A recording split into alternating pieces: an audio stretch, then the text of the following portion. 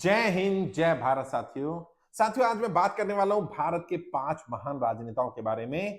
और किसी भी राजनेता का, जो मैं बार-बार कहता हूं, राजनेता का जन्म उसकी मृत्यु के बाद होता है। मरने के बाद पता चलता है कि वाकई उसने कैसे काम किए, वो साधारण था या असाधारण था, वो साधारण था या महान था। तो मैं ऐसे 5 राजनेताओं के बारे में आज बात करने वाला हूं, जो आज हमारे बीच में नहीं है, लेकिन उनकी महानता में कोई कमी नहीं। और हर एक के लिए अलग-अलग महानता का पैमाना हो सकता है। मैं बताऊंगा मैंने इन्हें महानता की उस श्रेणी में, उस कैटेगरी में 5 में क्यों रखा और क्यों मैं इन्हें महान मानता हूं। हो सकता है आप में से किसी और की नजरों में इनमें से कोई एक व्यक्ति या एक दो सीरीज आगे पीछे हो, या कोई महान मानता हो ना मानता हो। मेरा अपना तर्क है, मैं वो तर्क रख रहा हूं। और मैं वर्तमान राजनेताओं की बात नहीं कर रहा, भारत की इतिहास के 5 महान राजनेता जो अब दुनिया में नहीं है। क्योंकि मैंने कहा ना, राजनेता का जन्म तो उसकी मृत्यु के बाद ही होता है। उसके काम, उसके करने के 10 20 30 साल बाद जो नतीजे लाते हैं, उससे तय होता है कि हाँ वाकई वो महान था कि नहीं था। सबसे पहला जो मैं समझता हूं कि भारत का नहीं बल्कि दुनिया के महान नेताओं में उनकी गिनती होगी। कुछ लोग उन्हें राजनेता नहीं मानते, लेकिन वो एक अच्छे राजनेता थे। भले ही कुछ जगह पर वो राजनीति के शिकार बने, जहां वो बच सकते थे, शायद अपनी अच्छाई के कारण, अपने गुणों के कारण। वो है मोहनदास करमचंद गांधी, बापू महात्मा गांधी। भारत, उनकी महानता में कोई कमी नहीं है। कुछ उनसे गलत निर्णय लिए गए होंगे, कुछ और ज्यादा अच्छे निर्णय लिए जा सकते थे, कुछ गलतियां भी हुई होंगी, हर इंसान से होती है। और उनके तो ज्यादातर गलतियों के बारे में हमें पता ही उनसे चला जब उन्होंने अपनी किताब में लिखा। और अपने बारे में, अपने बुराइयों के बारे में, अपनी कमियों के बारे में, इंसान का सोच, इंसान का विचार क्या होता है, किसी को भी ना पता चले। और महात्मा गांधी, उन्होंने अपनी वो कमियां, अपने वो दुर्गुण, अपने वो गलत काम, वो भी अपने हाथ से लिख दिए कि मैं ऐसा ही हूं, जो भी मुझे स्वीकार करे, मुझे सबके साथ स्वीकार करे। और ये महानता की निशानी है। हम आप लोग, कोई भी साधारण व्यक्ति पर्दे के अंदर जो काम कर रहा है, जो छुप कर रहा है, जो अकेले में कर रहा है, वो कभी नहीं चाहता किसी को पता चले। महात्मा गांधी जी ने खुद लिखा। और जब उन्होंने अपनी ऑटोबायोग्राफी लिखी और कुछ उनके खास जो नेता थे उनको दी गई पढ़ने के लिए, छपने से पहले, तो उनके बारे में जब वो किताब लिख रहे थे अपनी, तो कईयों ने कहा ये हटा दीजिए, ये पोर्शन हटा दीजिए, ये वाली बात नहीं जानी चाहिए बापू, आपकी छवि अलग है, आपको महात्मा देखते हैं और फिर ये छवि जाएगी। तो बापू ने कहा नहीं, मेरी क्या छवि बनेगी मुझे इससे फर्क नहीं पड़ता है, मैं जैसा हूं वैसा ही लोग मुझे स्वीकार करें। और जब जो लोग भी महात्मा गांधी जी को अच्छा नेता नहीं मानते या उनकी कमियों के बारे में बात करते हैं, मैं उन्हें रिकमेंड करता हूं कि आप जो राय रखना चाहे राय रख लेना। पहले महात्मा गांधी जी की ऑटोबायोग्राफी, उनकी आत्मकथा पढ़िए, माई एक्सपेरिमेंट विद ट्रुथ, सत्य के प्रयोग। जब उसे पढ़ लेंगे पूरा, उसके बाद आप राय दीजिएगा कि उनकी महानता में कोई कमी है कि नहीं। निर्णयों में हम डिबेट कर सकते हैं कि शायद इससे बढ़िया निर्णय लेते, वो भी तब जब हमें आधी अधूरी जानकारी, जैसे हमने भी पढ़ लिया था व्हाट्सएप यूनिवर्सिटी में, या इधर उधर से अफवाहें आती थी, कुछ बड़े अच्छे लोग भी जिन्हें हम अच्छा मानते थे, उन्होंने बोल दिया जी भगत सिंह को महात्मा गांधी जी ने बचाया नहीं, चाहते तो बचा सकते थे। फिर जब राजीव दीक्षित जी का व्याख्यान सुना और पता चला कि नहीं, महात्मा गांधी जी ने तो 6 बार प्रयास किया, लेकिन भगत सिंह ही नहीं चाहते थे कि फांसी ना हो। तो जो व्यक्ति खुद ही तय कर ले, तो फिर तो उसको तो कोई नहीं बचा सकता। और जिस उद्देश्य के लिए उन्होंने फांसी चढ़ी भगत सिंह जी ने, मैं समझता हूं कि वो ऐसे लोगों को रोक पाना बड़ा मुश्किल होता है, जो क्रांतिकारी इस जुनून के होते हैं, जिनके लिए मौत अंतिम नहीं है, उन्हें लगता है कि नहीं, उसके बाद भी जीवन रहेगा, और रहा भी है। और महात्मा गांधी जी को एक उस कैटेगरी में नंबर 1 पे मैं मानता हूं। महात्मा गांधी महान नेताओं में रहे। नंबर 2, इनके बिना भी वो महान लिस्ट तो भारत के इतिहास के राजनेताओं की पूरी नहीं हो सकती है। और उसमें मैं रखना चाहूंगा हमारे नेताजी सुभाष चंद्र बोस। क्योंकि उन्होंने बिना संसाधनों के, बिना ज्यादा सपोर्ट के, बिना ज्यादा रिसोर्सेज के, किस तरह से अंग्रेजों से लोहा लिया, किस तरह से उन्होंने अंग्रेजों के नाक के नीचे उनकी नाक में दम करने का काम किया, किस तरह से उन्होंने विदेश में रहकर, दूसरे देश में रहकर के एक सेना का निर्माण कर दिया, एक बैंक का निर्माण कर दिया, आजाद हिंद सरकार का निर्माण कर दिया। ये वाकई असाधारण व्यक्तित्व ऐसा काम कर सकते हैं, साधारण लोग ऐसा काम नहीं कर सकते। नेताजी जो देश को देकर के गए हैं, जो जज्बा, जो जुनून दे गए, भले वो अपने उद्देश्य में सफल नहीं हो पाए, लेकिन उनकी महानता में कोई कमी नहीं साहब। कोई ये नहीं कह सकता कि नेताजी सुभाष चंद्र बोस महान नहीं थे। उनकी महानता में रत्ती भर भी कोई डाउट नहीं है। वो अपने मकसद में सफल नहीं हो पाए, उतने सफल नहीं हो पाए जितना हो सकते थे, षड्यंत्रों के कारण, और उनके साथ जो भी हुआ वो भी एक मिस्ट्री ही है। लेकिन महानता में कोई कमी नहीं। आप, हो सकता है उन्हें पसंद ना करते हो किसी भी कारण से, वैसे तो ऐसा कोई कारण मिलेगा नहीं कि आप नेताजी सुभाष चंद्र बोस को पसंद ना करें, लेकिन फिर भी अगर आप ना भी पसंद करते हो, लेकिन मैं मानता हूं कि उनकी महानता में कोई कमी नहीं है। महान थे, उन्होंने वो साबित किया। और जिन नेताओं के समकक्ष वो रहे, उन नेताओं से अगर आप कंपेयर करेंगे तो बहुत सारे नेता बहुत निचले स्तर के रह जाते हैं। उनका कद बहुत बड़ा था और शायद ये भी एक रीजन था कि कांग्रेस के अध्यक्ष होने के बाद भी उन्हें इस्तीफा देना पड़ा। वहां भी लोग उन्हें स्वीकार नहीं कर रहे थे, क्योंकि जब व्यक्ति सफलता के इतने बड़े आयाम पर पहुंच जाता है, महानता के इतने गुण उसके अंदर हो जाते हैं, तो बाकी लोग जो उतने गुणी नहीं होते हैं, उन्हें लगता है कि यार इसको पीछे कर दिया जाए, क्योंकि फिर ये हमें आगे नहीं आने देगा, हमें अवसर नहीं मिल पाएंगे। मैं किसी खास नेता या उसका नाम नहीं लूंगा, लेकिन आप समझते हैं कि किस तरह से राजनीति की गई, षड्यंत्र किए गए, बट उनकी महानता में कोई कमी नहीं। और उन्होंने सफलता भी जो मिनिमम रिसोर्सेज से मैक्सिमम आउटपुट दिया, जो आजाद हिंद फौज बनाना, अपना इंडिपेंडेंट उस समय पर रह करके डिक्लेयर कर देना, अपनी सरकार, अपना बैंक बना लेना, ये कोई साधारण बात नहीं थी। ये असाधारण व्यक्तित्व भी काम कर सकता है और उनकी महानता में कोई कमी नहीं है। एक और जिनके बिना ये सभी अधूरा है, मैं आज आपके सामने बोल पा रहा हूँ, ये वीडियो आप सुन पा रहे हैं, देश, हम आजादी को, आजाद होने के बाद भी उस फ्रीडम को एंजॉय कर पा रहे हैं, वो कारण है वो एक किताब, जो भारत का संविधान, जो सभी धर्म ग्रंथों से सबसे ऊपर है। और उस संविधान निर्माता या संविधान के रचयिता बाबा साहेब भीमराव अम्बेडकर, तो बाबा साहब की महानता में भी कोई डाउट नहीं है। और जितना महान काम वो कर गए, जिस महान ग्रंथ को तैयार कर गए, जिसके कारण हम सबको अधिकार मिले हुए, हमें बोलने की आजादी है, हमें रहने की आजादी है, हमें सारी फ्रीडम है, और उन अधिकारों पर बहस हुई है।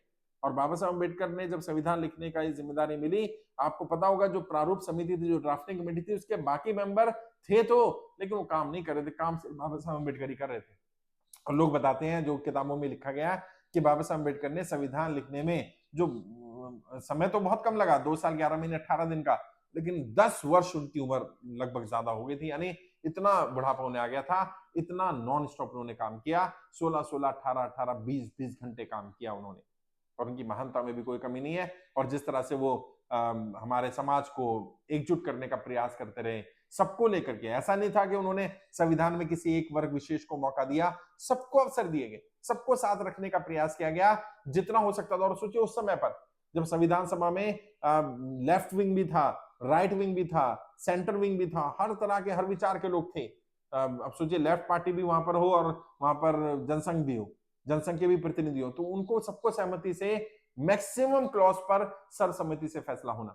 और जब संविधान सभा में भी भले डॉक्टर राजेंद्र प्रसाद उसके अध्यक्ष थे, जब उस पर बहस होती थी, पंडित जवाहरलाल नेहरू जी से जब पूछे जाते थे सवाल, तो वो सारा बोल देते थे कि यहाँ पर तो अंबेडकर जी जवाब देंगे, बाबा साहब अंबेडकर बताएंगे। तो अंबेडकर साहब की भी महानता में कोई कमी नहीं है।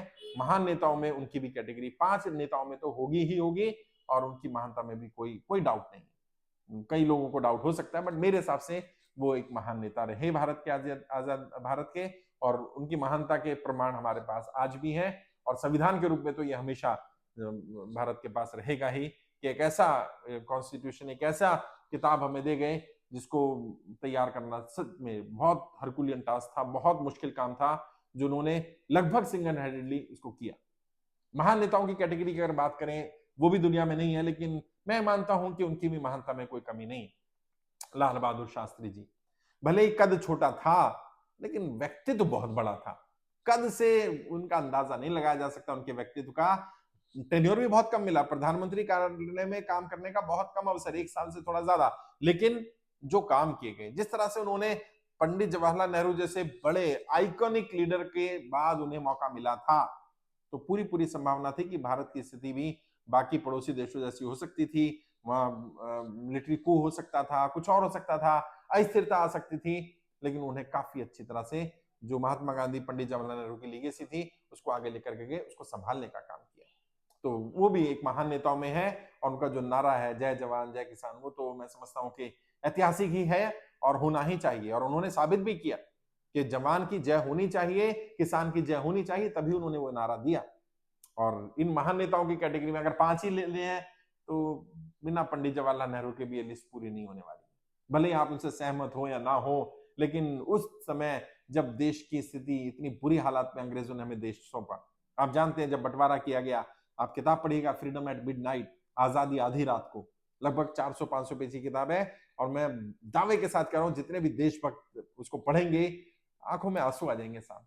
इतनी बुरी स्थिति, मतलब सरकारी सामान बांटना था तो कुर्सियां भारत को दे दी, टेबल पाकिस्तानियों को दे दी। सरकार की यूनिफॉर्म, जो पुलिस वालों की यूनिफॉर्म बांटनी थी, ट्राउजर भारतीयों के पास थी और शर्टें उधर थी। पेन बांटने थे तो इंक हमारे पास है, पेन उनके पास है। मतलब इतना अनइक्वल बंटवारा किया गया जानबूझ करके, ताकि ये दोनों देश बर्बाद हो जाएं। और पाकिस्तान की हालत तो हम सबने देख ली। पंडित जवाहरलाल नेहरू जी ने तो मजाक में कहा भी था, जब उनसे कहा कि आप क्यों नहीं बात करते हैं उनसे कश्मीर के मुद्दे पर, बाकी मुद्दों पर, वो कहते हैं मैं बात किससे करूं, इतनी देर में मैं अपनी धोती नहीं बदलता, इतनी देर में तो वहां प्रधानमंत्री बदल जाता है। और आप देख ही रहे थे कितनी अस्थिरता आई, लगातार हर साल 1.5 साल में प्रधानमंत्री नया आया।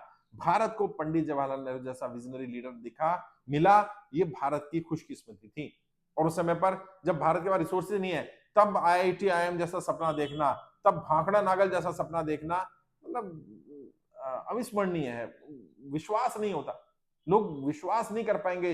दुनिया के बड़े बड़े नेता भी हैरान थे कि पंडित जवाहरलाल नेहरू ने मिनिमम रिसोर्सेज से मैक्सिमम आउटपुट कैसे दी, कैसे इस देश को संभाल कर रखा, ये देश ऐसा रहा कैसे, एकजुट कैसे रह पाया। और उनकी भी महानता में कोई कमी नहीं है। और जिस तरह से पंडित जवाहरलाल नेहरू ने अपनी सारी संपत्ति दान कर दी, देश के लिए दे दिया, उनके पास अपना कुछ भी नहीं बचा, कुछ भी नहीं, अपना घर भी सरकार को दे दिया, अपनी सारी संपत्ति सरकार को दे दी, जबकि इतने बड़े बैरिस्टर थे और उनके पिताजी भी अच्छे बैरिस्टर हुआ करते थे, काफी पैसा था, रियासत थी, पैसा मान सम्मान था, सब सब गवा दिया। और कुछ लोग तो उन्हें बुरा भी कहते हैं, पंडित जवाहरलाल नेहरू जी के डिसीजन को बिना पढ़े, बिना जाने कि उन्होंने कौन सा निर्णय लिया, क्योंकि ऐसे समय पर कितने नाजुक दौर में देश की बागडोर उन्हें मिली। लोग कहते हैं पंडित जवाहरलाल नेहरू की जगह सरदार वल्लभ भाई पटेल जी को मौका मिलना चाहिए था, लेकिन महात्मा गांधी जी ने भी पार्शलिटी की। नहीं, महात्मा गांधी भी विजनरी थे, वो दूरदृष्टा थे। वो जानते थे कि पंडित जवाहरलाल नेहरू यंग हैं और देश को यंग लीडरशिप चाहिए, क्योंकि अगर कोई ऐसा व्यक्ति बना जो उतना यंग नहीं, और वही हुआ, सरदार वल्लभ भाई पटेल जी की तो पहले चुनाव से पहले ही मृत्यु हो गई। तो प्रधानमंत्री अगर बना भी देते अंतरिम गवर्नमेंट का, 2-2.5 साल बाद फिर नया प्रधानमंत्री बनाना पड़ता, फिर नई चीजें होती, नए सिरे से होता। और राजनीति में आप समझते हैं गुटबाजी होती है। इसलिए शायद महात्मा गांधी जी को यह अंदेशा था, यह अंदाजा था, इसलिए उन्होंने ऐसा लीडर देश को दिया। और मैं समझता हूं हम सबको ध्यान से इन्हें पढ़ना चाहिए। आप पढ़िए भारत एक खोज के बारे में, जो उन्होंने किताब लिखी है डिस्कवरी ऑफ इंडिया, तब आपको पता चलेगा कि एक्चुअल में पंडित जवाहरलाल नेहरू की एक्चुअल सोच कैसी थी। भारत माता के बारे में उनके विचार को पढ़िए, उनके विचार पढ़िए देश के बारे में, देश की संस्कृति के बारे में, भारत के आगे बढ़ने के बारे में, तब आपको एहसास होगा कि वाकई उन्होंने किस तरह से देश को आगे बढ़ाने का जो उनका विजन था उसको आगे लेकर के चली।